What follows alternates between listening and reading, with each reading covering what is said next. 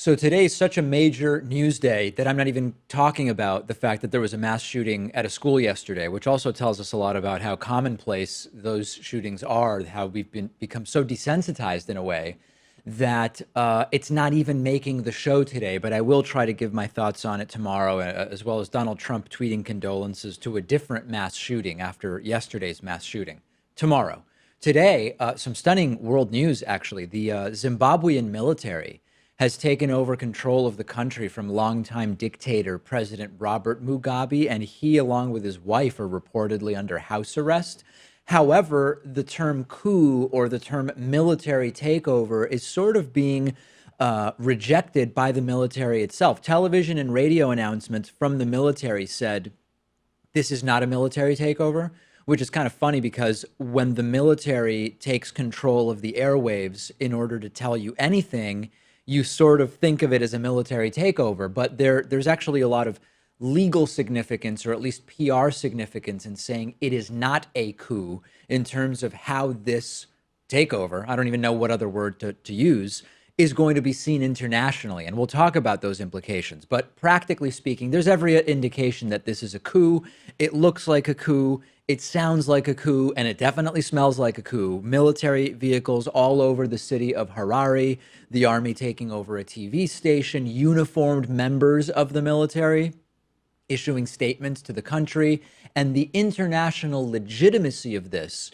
You know, if you say this is a coup, it sounds very anti-progressive, rightly so. But really, the question as to whether this is or isn't a military coup is going to be based on what comes next, right? Will there be democratic elections next year as presumably scheduled to take place? And the timing of it is interesting. It's probably more than interesting. I'm sort of struggling for the right word because Robert Mugabe is 93 years old.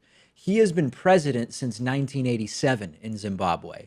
He, before being president for 7 years, was the prime minister from 1980 to 1987. So it's easy to say, well, listen, taking him out of power at age 93, it's not meaningless, but he's pretty frail now, right? Like what really is the meaning of saying, hey, we waited 37 years and now we've taken him out of power?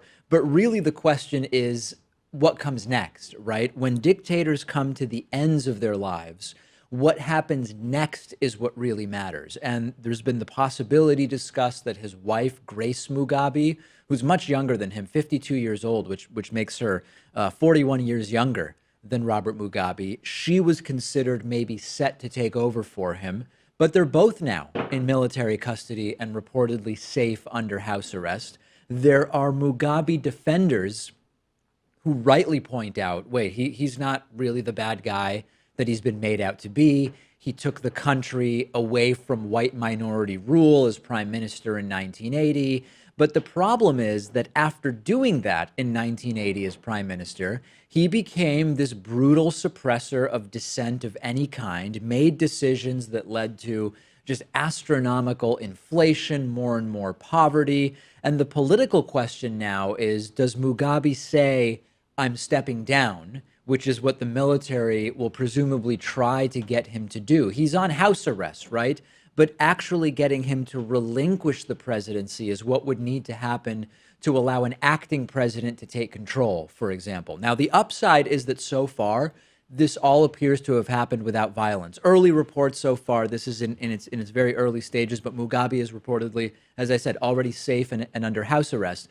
Bloodshed, common maybe is an overstatement, but not that rare when it comes to these situations. The downside, or the possible downside, is that anytime you have a military removing a dictator from power, you have the possibility that the replacement can end up being just as bad or even worse. And we have a number of examples of that we've talked about on the program over the last many years.